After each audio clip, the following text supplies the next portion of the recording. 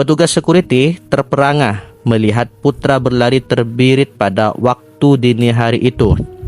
"Hei, Mas Putra, ada apa?" panggil security yang mengenali Putra. Namun Putra mengabaikannya, terus berlari.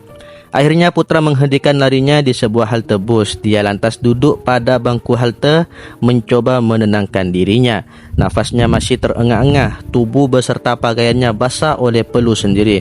Tak berapa lama kemudian, dia mulai bisa mengatur nafasnya. Namun dia menangis sejadi-jadinya, meratapi apa yang sudah terjadi pada dirinya. "Kenapa aku harus ngalamin ini sih?" pertanyaan dalam benaknya. Inginnya Putra berhenti bekerja di Hip Hip Hura dini hari itu juga.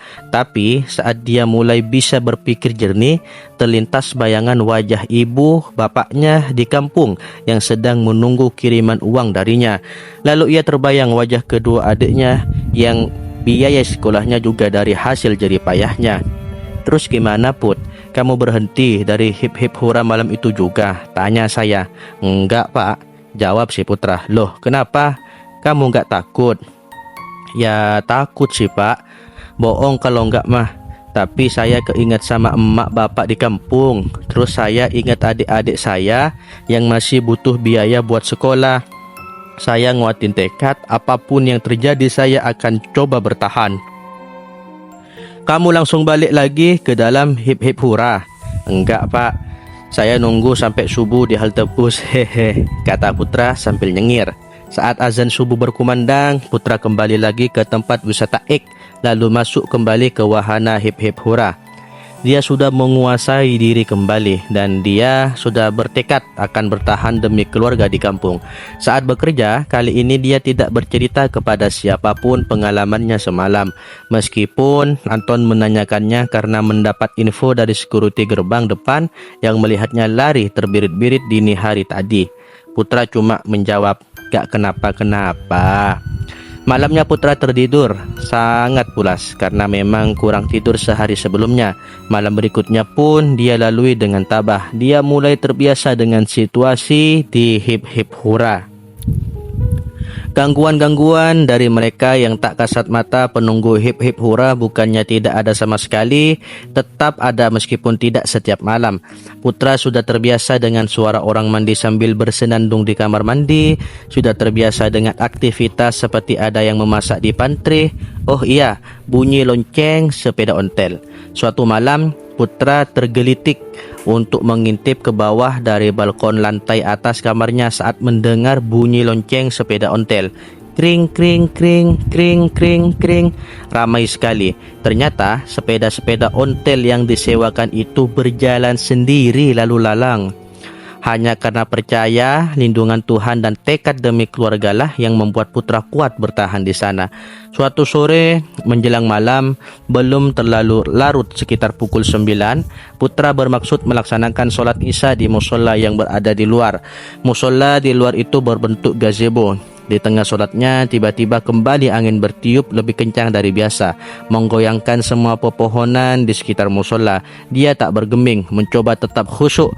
Sholat isya pun tuntas juga Putra tunaikan, lantas dia bermaksud melanjutkan dengan mengaji. Di tengah dia melantunkan beberapa ayat-ayat Al-Quran, angin bertiup semakin kencang, menggoyangkan pepohonan lebih kuat. Putra menghentikan sejenak bacaan ngajinya, menarik nafas sebentar lalu melanjutkan kembali mengaji. Krek, krek, krek. Itu bunyi batang pohon tidak jauh di belakang musola. Di belakang musola gazebo memang terdapat satu pohon beringin berukuran sedang. Saat itulah terjadi sesuatu yang mengejutkan Putra di tengah mengajinya. Ujung dahan beserta daun pohon beringin menyentuh pipi kiri Putra. Lebih tepatnya menampar karena cukup keras. Pohon beringin itu seolah hidup, menjulurkan ujung dahannya, atau malah pohon beringin itu bergerak mendekati Putra. Pohon beringin itu seolah tidak suka mendengar lantunan ngaji Putra, menyuruhnya berhenti. Astagfirullah, seru Putra sambil memegang pipi kirinya. Lalu dia membalikkan posisi duduknya menghadap ke pohon beringin itu. Ia merasa bagaikan sedang beradu tatap dengan sosok raksasa saja. Pohon beringin itu bergoyang-goyang pelan, seperti tertiup angin tapi semakin condong miring ke musola. Ini beringin mau roboh apa gimana? Putra membatin khawatir. Lalu dia beranjak dari musola itu, tidak ingin ambil resiko tertimpa pohon. Jadi, tuh pohon gerak, Put? Tanya saya. Kayaknya iya sih, Pak. Gak suka saya ngaji, jawabnya. Ah, gila tuh tempat, ngeri banget sih, respon saya. Terus penampakan apa lagi yang kamu lihat, Put? Saya jadi penasaran dibuatnya. Sejenak Putra terlihat berpikir, mencoba mengingat-ingat pengalamannya. Oh ini Pak, ada penampakan noni-noni Belanda sama anak-anak bulenya. Apa itu sebutan anak Belanda zaman dulu Pak? Sinyo, jawab saya. Nah iya itu Pak, noni-noni Belanda sama sinyo-sinyo Belanda, kata Putra menegaskan. Ngapain mereka Put? Tanya saya. Kan kalau dari pagi sampai sore yang wisata ke hip-hip hura manusia. Nah, malam-malam tertentu gantian mereka yang wisata ke situ sekeluarga, terang Putra. Kalau penampakan kayak setan yang ngetop gitu, ada nggak Put? Tanya saya lagi. Setan ngetop gimana tuh Pak? Putra balik nanya bingung. Itu loh kayak kuntilanak, pocong, genderuwo, kalong wewe, tuyul, dan lain-lain, terang saya. Oh itu, ada Pak. Saya pernah lihat kuntilanak suka terbang dari pohon satu ke pohon lainnya. Terus tuyul, saya suka lihat mereka di kebun jagung, terang Putra. Ngapain mereka di situ Put? Wujudnya benar gak sih kayak yang suka digambarin di TV-TV? Tanya saya. Ya joget-joget aja Pak, mantatin saya gitu. Dah gitu hilang. Saya ngelihatnya ada takut, juga lucu juga sih, kata Putra sambil ketawa. Putra menerangkan bahwa kurang lebih benar penggambaran tuyul di TV. Wujud anak-anak, kepalanya botak pelontos, ada gigi seperti taring keluar dari mulut di sudut bibir bawah, hanya mengenakan kain yang dibuntal seperti popok dan bola matanya putih semua, mengkilat seperti kelereng. Namun demikian, sosok yang lebih sering menunjukkan diri adalah sosok manusia yang dirantai yang beberapa waktu lalu membuat Putra bermalam di halte bus. Meskipun Putra tidak melihat pun, hanya dengan mendengar dari lantai atas kamarnya, dia tahu dari bunyi tanda kehadiran mereka. Crek, seret, crek, seret. Itu bunyi rantai kaki dan bandul bola besi yang diseret. Setelah 2 bulan Putra tinggal di hip-hip hura, dia makin terbiasa dengan suasananya, makin terbiasa dengan para penghuninya. Tapi jika sudah sendirian dan di atas jam 9 malam, dia memilih tidak sholat atau mengaji lagi di musola gazebo dan memilih melakukannya di ruangannya. Terlalu banyak gangguan katanya. Rekan kerja di hip-hip hura selain Anton yang akrab juga dengannya adalah Teddy. Putra menunjukkan foto mereka bertiga ke saya di handphonenya. Ini Anton, yang ini yang namanya Teddy Pak, katanya sambil menunjuk ke layar handphonenya. Pada waktu tertentu di luar jam kerja mereka bermain futsal. Teddy ini kerap kerasukan atau bahasa lebih umumnya kesurupan. Saat sedang berada di hip-hip hura, saat kesurupan, ada kalanya dia membentak-bentak Putra. Suaranya berubah-ubah, kadang suara laki-laki, kadang suara perempuan, kadang suara nenek-nenek, kadang suara kakek-kakek, suara berlogat bule, kadang suara anak-anak. Bentak-bentak gimana Put? Tanya saya. Pergi kamu dari sini, pergi kamu, pergi sana. Begitu Putra meragakan Teddy saat sedang kesurupan.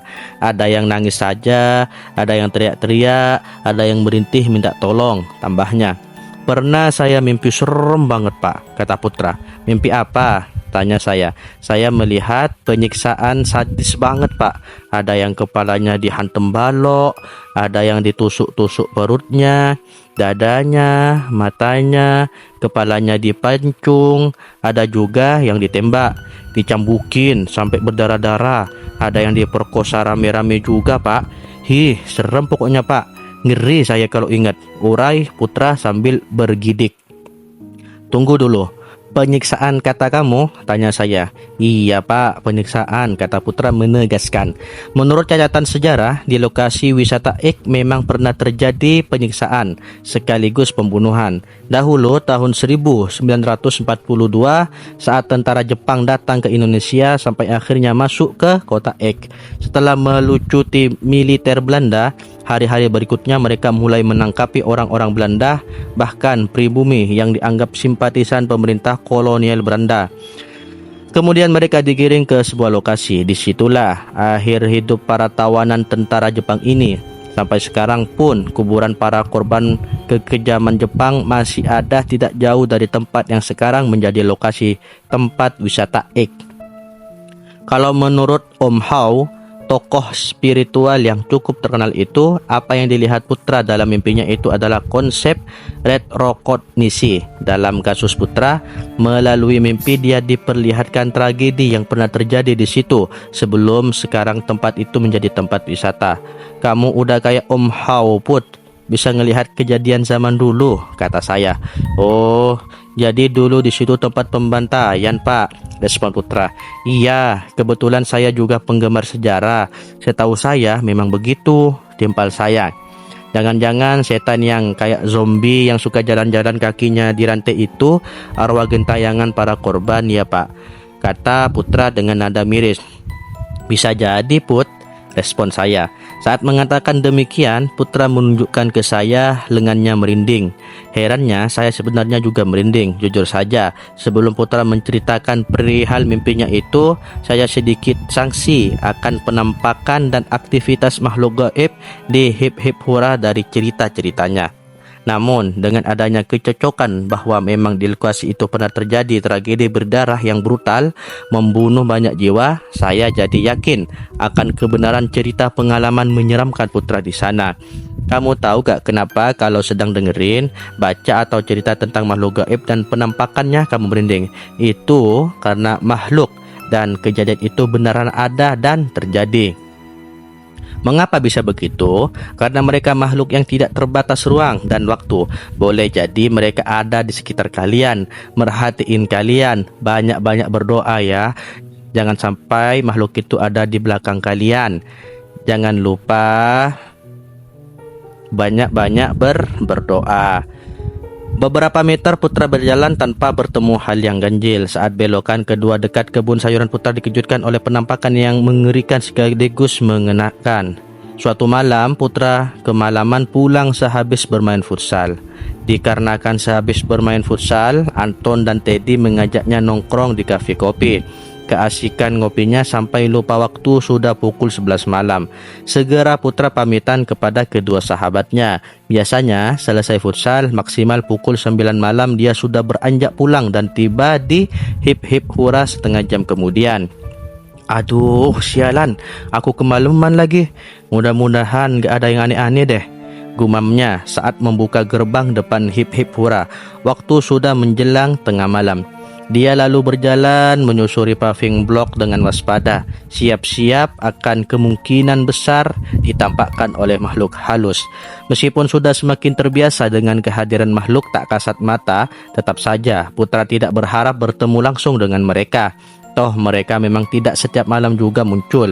Lebih seringnya Putra mendengar suara-suara saja. Itu pun Putra sudah berada di ruang atas, tidak melihat mereka. Prinsip Putra, masing-masing ya, jangan ganggu. Begitu dia selalu seolah menyapa saat mendengar seperti ada sesuatu aktivitas dari mereka yang tak kasat mata. Normalnya manusia jika melihat sesuatu yang ganjil bukan hal yang dilihat sehari-hari, apalagi wujudnya menyeramkan pula. Pasti respon pertamanya kaget, kedua takut, lalu selanjutnya tergantung kesiapan mental. Ada yang memberanikan diri, ada yang diam terpaku karena lemas, dan ada yang tetap ketakutan setengah mati sampai-sampai berteriak histeris lalu lari terbirit-birit. Ada pula yang pingsan di tempat atau bahkan ada yang sampai kencing di celana.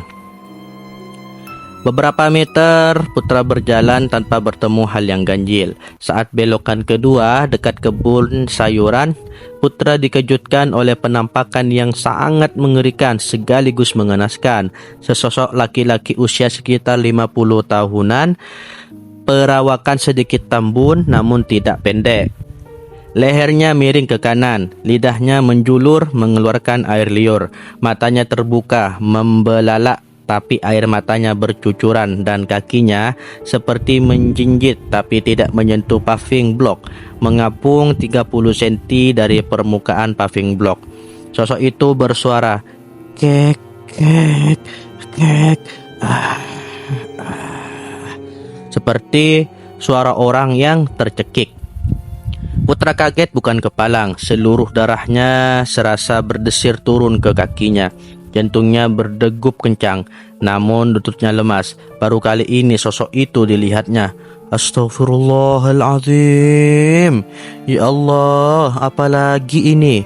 Kata Putra sambil berjongkok. Putra menutup wajahnya dengan kedua telapak tangannya. Sesaat Putra mengintip dari celah jemarinya, sosok itu masih di depan menghadangnya. Tolong, jangan ganggu saya. Jangan nunjukin seperti ini. Saya di sini cuma ingin bekerja. Tolong pergi. Kata Putra mencoba berkomunikasi dengan sosok itu. Kek. Dijawab demikian oleh sosok itu. Putra masih berjongkok sambil menutup wajahnya dengan telapak tangannya. Lalu dari celah jemarinya dia melihat sosok itu seperti membalik badan perlahan meskipun tetap mengapung kemudian berlalu dari hadapannya. Keesokan harinya Putra menceritakan apa yang dilihatnya kepada Anton dan Teddy. Apa kata lo? Kayak orang kegantung? Tanya Anton. Iya, kayak orang kecekek gitu, tegas Putra lagi. Lalu Anton bertanya ciri-ciri sosok yang seperti menggantung itu bagaimana. Putra pun menjelaskan. Kemudian Anton merogoh saku celananya, mengambil handphone. Dia melihat-lihat galeri foto yang tersimpan dalam folder handphonenya, mencari sebuah foto rupanya. Lalu dia berkata, coba lo lihat, kayak bapak ini gak yang semalam lo lihat? Tanya Anton sambil menunjukkan layar handphonenya ke Putra. Putra meraih handphonenya Anton demi lebih jelas melihat foto bapak yang dimaksud Anton. Ya Allah, bener Ton, yang gue lihat bapak ini, kata Putra. Wajahnya berubah pucat.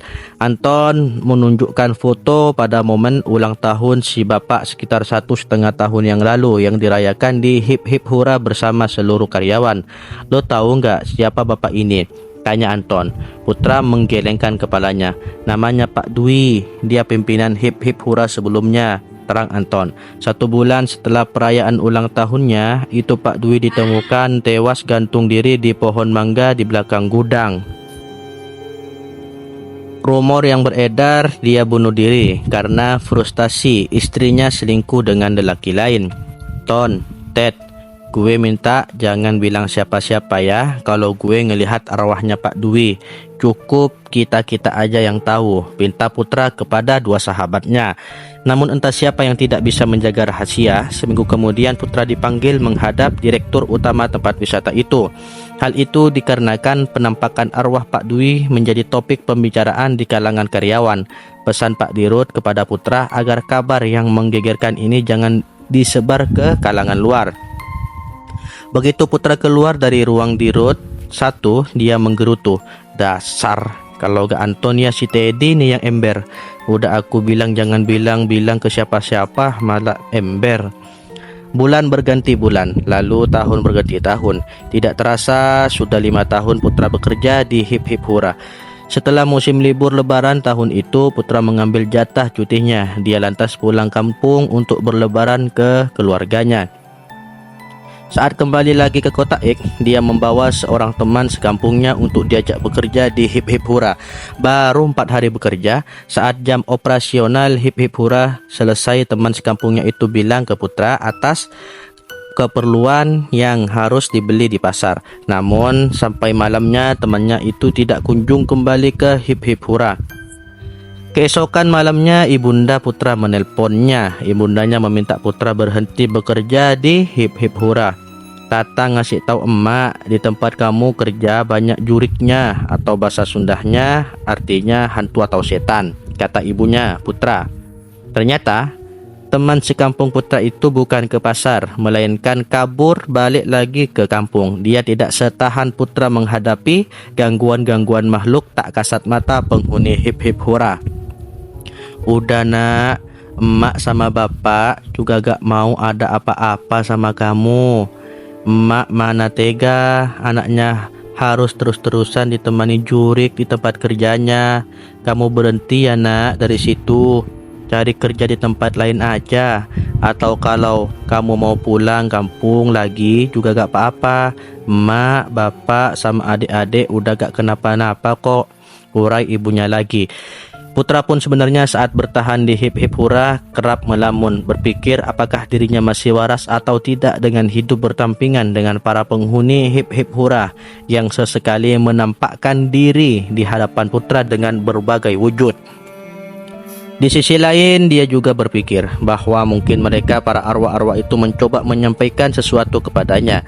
Jika keberaniannya sedang muncul, Putra mencoba mengambil gambar video penampakan makhluk tak kasat mata melalui kamera handphonenya. Tapi herannya, dengan mata telanjang dia dapat melihat sedangkan di kamera tidak terekam. Akhirnya di tahun ke-6, setelah dia memikirkannya matang-matang dengan mempertimbangkan kesehatan mentalnya dan atas desakan ibunya, Putra memutuskan berhenti bekerja di Hip Hip Hura. Saat keputusannya itu diambil sudah masuk tahun 2018.